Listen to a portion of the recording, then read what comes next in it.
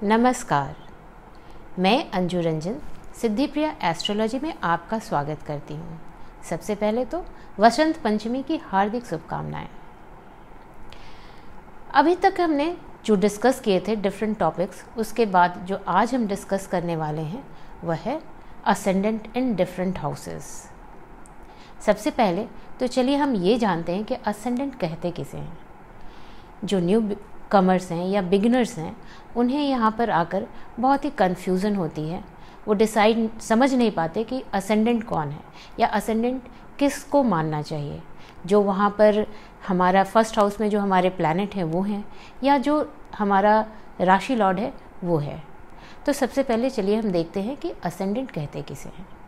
जब भी आप अपना हॉरोस्कोप खोलते हैं तो वहाँ पर आपको फर्स्ट हाउस में एक नंबर लिखा होता है। आप ये थोड़े समय के लिए भूल जाइए कि वहाँ पर प्लैनेट कौन से बैठे हैं। जो नंबर लिखा है वह आपका राशि है और हर एक राशि के लिए एक प्लैनेट डिसाइडेड है। सपोज़ कि वहाँ पर 3 या 6 नंबर लिखा हो तो ये मरकरी का राशि होता है। जेमिनी और वर्गो, इसको रूल करता है कौन सा प्लैनेट? मरकरी। तो आपका लग्न लॉर्ड कौन सा है? मरकरी। ठीक इसी तरह से अगर एरीज या स्कॉर्पियो है तो ये दोनों रूल होते हैं मार्स से, तो आपका लग्न लॉर्ड मार्स बनता है। तो आपके हॉरोस्कोप में फर्स्ट हाउस में जो भी राशि है उसका जो स्वामी है वही आपका असेंडेंट लॉर्ड बनता है। तो अब हम स्टार्ट करते हैं। आई गेस कि आप सभी समझ गए होंगे कि हम असेंडेंट किसे कहते हैं। तो अब चलिए हम देखते हैं कि असेंडेंट का डिफरेंट हाउसेस में जाना किस तरह के रिजल्ट देता है। ये हमारी हॉरोस्कोप को स्ट्रॉन्ग भी बना सकता है और वीक भी बनाता है। तो हम देखेंगे और समझेंगे कि किस तरह का रिजल्ट हमें मिलेगा हमारे असेंडेंट के कारण। अब यहाँ एक क्वेश्चन ये भी है कि ऐसा क्यों है कि असेंडेंट इतना इम्पॉर्टेंट है। अगर आप मेरा प्रीवियस वीडियो देखेंगे जहाँ मैंने डिफरेंट हाउसेस को डिस्कस किया था, तो वहाँ जाकर देखें तो मालूम होगा कि फर्स्ट हाउस हमारे सेल्फ को बताता है। मैं क्या हूँ, मेरी सोच, मेरा हेड, मेरी भावना, मेरी फीलिंग्स, एवरीथिंग जो हमसे रिलेटेड है वो हमारे फर्स्ट हाउस में आती है। तो इसलिए भी शायद हम फर्स्ट हाउस को इम्पॉर्टेंस ज़्यादा देते हैं, क्योंकि आप वहाँ बैठे हैं।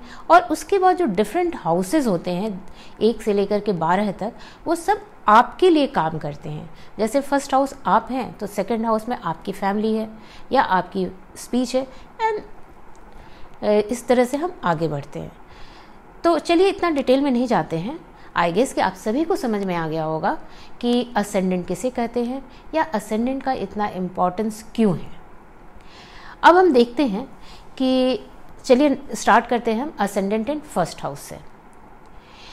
तो अगर असेंडेंट, जैसे कि अगर आपके हॉरोस्कोप में फर्स्ट हाउस में 6 नंबर लिखा है तो ये बुध का है प्लैनेट, बुध की राशि हो गई, और इसका ओनर जो है मरकरी है।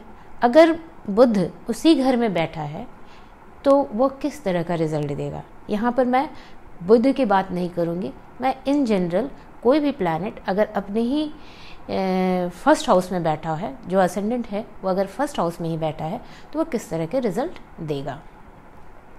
अगर असेंडेंट फर्स्ट हाउस में बैठा है तो ऐसे लोग बहुत तेज होते हैं, मेंटली और फिजिकली भी काफ़ी स्ट्रॉन्ग होते हैं।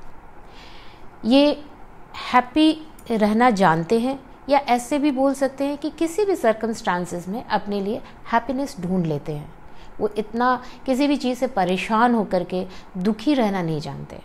वो हमेशा अपने आप को हर एक सर्कमस्टांसेस में एडजस्ट करते हैं और उसके बाद उसमें भी खुशियाँ ढूंढ लेते हैं। ऐसा भी आप सोच सकते हैं। ये किसी भी काम को करने के लिए उसके पहले काफ़ी अच्छे से सोचते हैं, उसकी प्लानिंग करते हैं और उसके बाद काम को आगे बढ़ाते हैं। ये अपने काम को करने के लिए किसी और पे भरोसा नहीं करते, वो अपना काम खुद से ही करने के लिए सोचते हैं।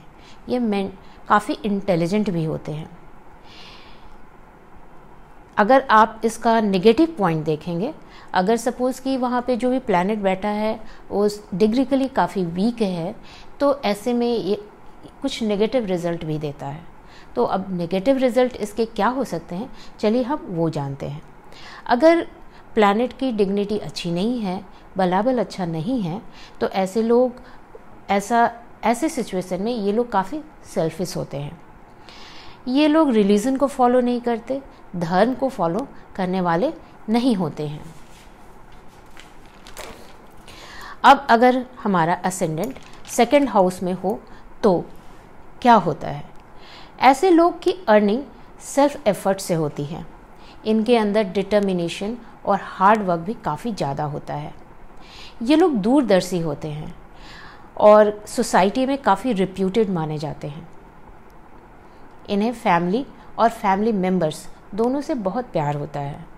ये अपने घर में रहना, अपने फैमिली मेम्बर्स को काफ़ी रिस्पेक्ट करते हैं या उनका इम्पोर्टेंस भी ज़्यादा देते हैं। अगर ये लोग अपने फैमिली का बिज़नेस को आगे बढ़ाएं तो ये काफ़ी सक्सेसफुल होते हैं और इस फील्ड में अगर काम करेंगे तो काफ़ी अच्छा काम करते हैं। सेकंड हाउस स्पीच का भी होता है। तो ऐसे लोग, अगर आपका असेंडेंट सेकंड हाउस में गया है तो ऐसे लोगों को बात करने की कला काफ़ी अच्छी होती है। अपने बात करने के तरीके से लोगों को प्रभावित करते हैं और एक अच्छा सा अपने लिए एक अच्छा सा रिस्पेक्ट बनाते हैं सोसाइटी में। तो इस तरह से सेकंड हाउस में अगर आपका असेंडेंट है तो इस तरह के हमें रिज़ल्ट देखने को मिल सकते हैं।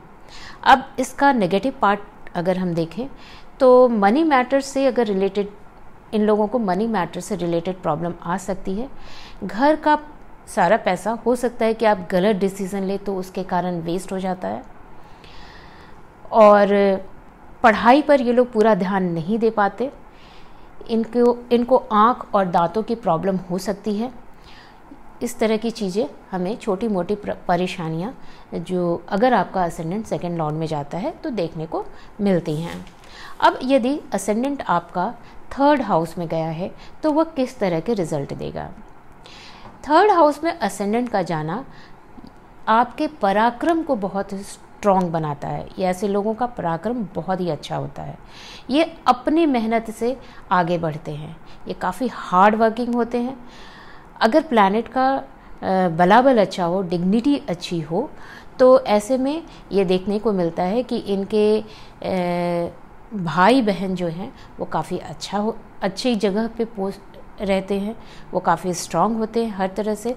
और आपके नेबर्स जो होते हैं, बिकॉज थर्ड हाउस हमारे नेबर्स का भी होता है, तो इनके नेबर्स भी काफ़ी अच्छे मिलते हैं।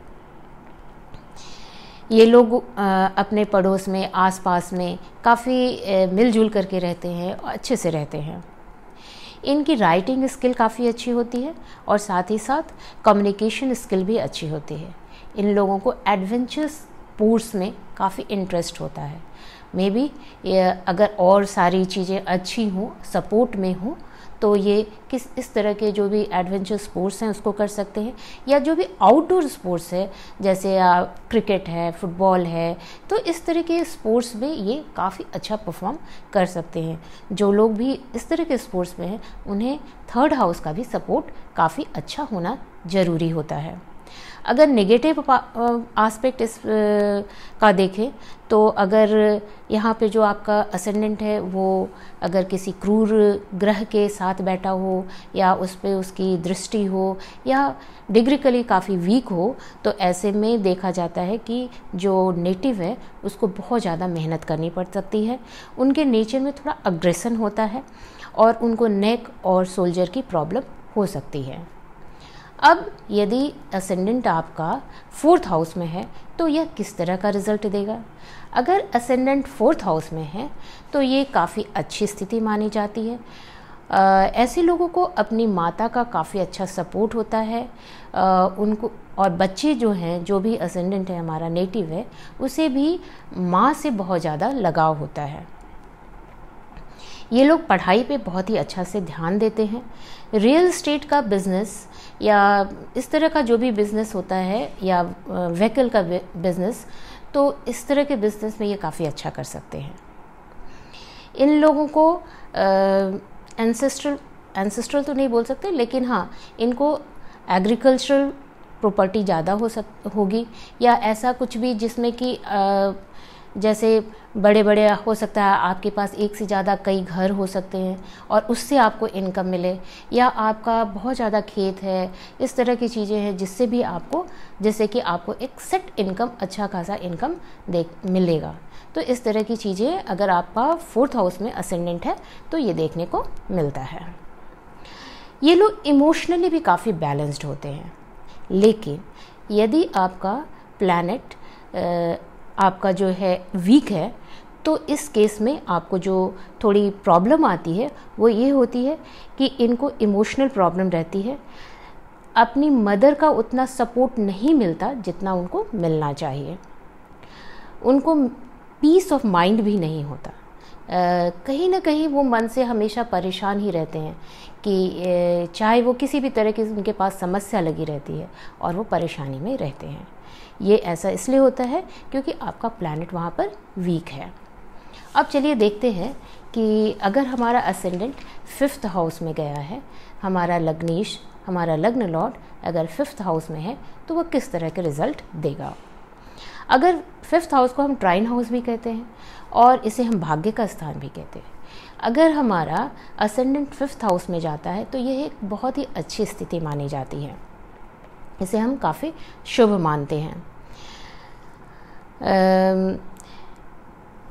क्योंकि हम 5th हाउस को भाग्य का स्थान भी कहते हैं, हमारे पूर्व भाग्य जो है उसका स्थान भी कहते हैं, और शायद इसीलिए हम इसे शुभ मानते हैं।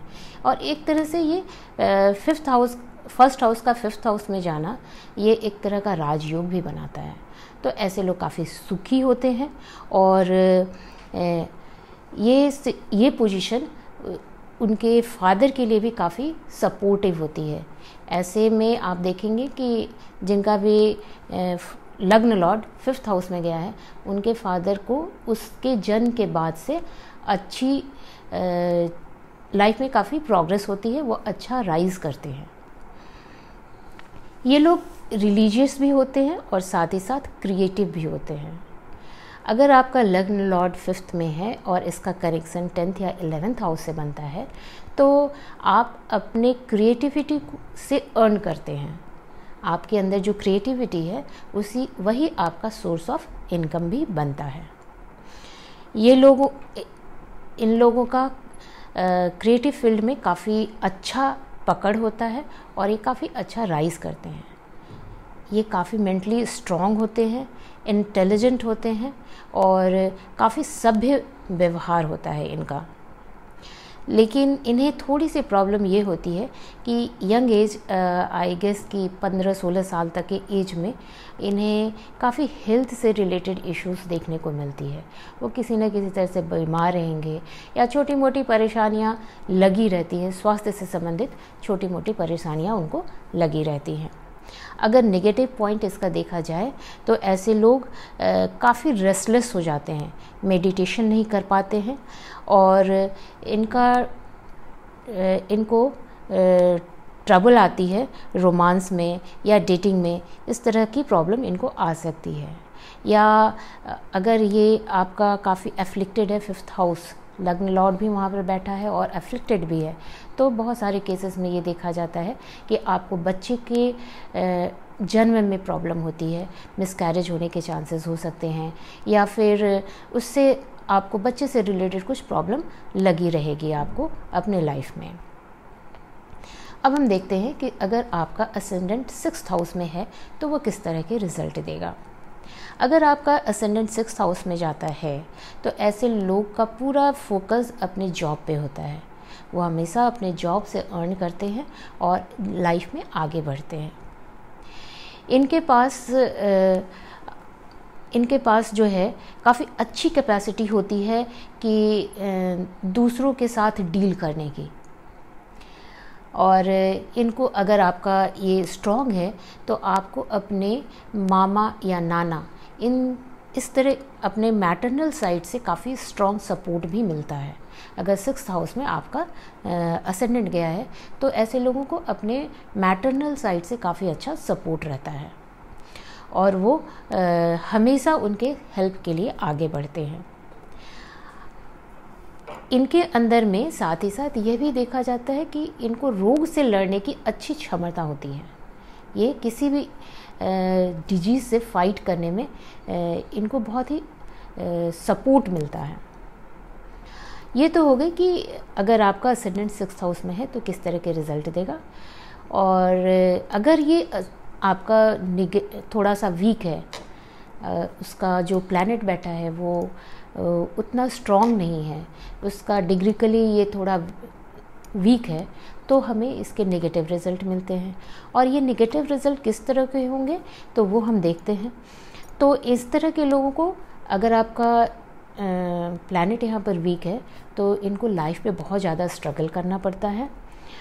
डिसेप्टिव होता है नेचर इनका, ये जज कर पाना कि ये सामने वाला पर्सन क्या करेगा बहुत ही मुश्किल हो जाता है। ये बहुत ही जल्दी आसानी से किसी भी ट्रबल में, बहुत परेशानियों में फंस जाते हैं।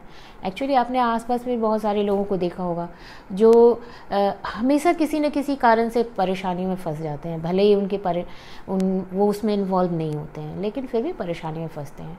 तो अगर आपका लग्न लॉर्ड 6th हाउस में है और डिग्रिकली वीक है तो इस तरह की प्रॉब्लम्स देखने को मिलती हैं। इनको हाइपर एसिडिटी की प्रॉब्लम हो सकती है या इन्फ्लेमेटरी डिजीज़ भी हो सकते हैं। Later on in the life इनको डायबिटीज़ जैसी प्रॉब्लम देखने को मिलती हैं। छोटे मोटे एक्सीडेंट या इंजरीज़ इनको हमेशा होते रहते हैं। लाइक जैसे आप कितने लोगों को देखेंगे कि वो हमेशा स्मूथ लाइफ चलती है, मगर कुछ लोग होते हैं उनको छोटी मोटी चोट, छोटे मोटे एक्सीडेंट्स होते रहते हैं। तो ये जनरली देखा जाता है कि जब आपका लग्न लॉर्ड 6th हाउस में बैठा हो और डिग्रिकली भी वीक हो, डिग्री वाइज वो वीक हो, तो इस तरह की प्रॉब्लम हमें देखने को मिलती है। तो ये हमने अभी देखा कि 1st हाउस से लेकर 6th हाउस तक में अगर आपके लग्न लॉर्ड बैठे हों तो किस तरह के हमारे रिज़ल्ट होंगे। एक्चुअली ये वीडियो को मैं 2 पार्ट में बना रही हूँ। तो नेक्स्ट पार्ट में हम ये जानेंगे कि नेक्स्ट 7th से लेकर 12th हाउस तक में अगर हमारे लग्न लॉर्ड बैठा हो तो हमें किस तरह के रिज़ल्ट मिलेंगे। तो मैं उम्मीद करती हूँ कि ये जो मेरा वीडियो है आपकी स्टडीज़ के लिए भी काफ़ी अच्छा है। आपको अगर ध्यान से देखें तो आपको जजमेंट करने में, प्रेडिक्शन करने में बहुत सारी सुविधाएं होंगी। एक्चुअली जैसा मैंने आपको कई बार बताया है कि हम किसी एक चीज़ से प्रेडिक्शन नहीं कर सकते, हमें बहुत सारी चीज़ें देखनी होती हैं। तो उसमें यहाँ पर जैसे मैंने बताया स्ट्रॉन्ग और वीक दोनों पॉइंट, अगर आप देख रहे हैं कि लग्न लॉर्ड 6th हाउस में है और डिग्री वाइज भी वीक है, तो इस इंसान को छोटी मोटे एक्सीडेंट्स, इंजरीज़, इस तरह की परेशानियां लगी रहेंगी। तो ये सारी चीज़ें हमें देखकर, समझकर और तब हमें प्रेडिक्शन करनी चाहिए। नक्षत्र का रोल बहुत ज़्यादा होता है किसी भी प्रेडिक्शन में। तो आप जब भी प्रेडिक्शन करें तो नक्षत्र को लेना ना भूलें, ये मेरा आपसे रिक्वेस्ट है। तो चलिए अब हम मिलेंगे अपने नेक्स्ट वीडियो में, जहां हम डिस्कस करेंगे अनदर 6 प्लैनेट्स, 6 हाउसेस जहाँ पर लग्न लॉर्ड जाता है तो किस तरह के रिज़ल्ट देता है। तब तक के लिए मैं आज्ञा चाहती हूँ, और प्लीज़ अगर आपको मेरा ये वीडियो पसंद आता है तो आप इसे लाइक कीजिए, सब्सक्राइब कीजिए, और कोई भी क्वेरीज़ है आपको तो आप मुझे व्हाट्सअप कर सकते हैं। मैंने आपको व्हाट्सअप का नंबर भी दे रखा है, तो किसी भी तरह के क्वेश्चन आपके हैं तो आप उससे पूछ सकते हैं या आप मुझे ईमेल भी कर सकते हैं। तो मिलते हैं हम नेक्स्ट वीडियो में, तब तक के लिए धन्यवाद।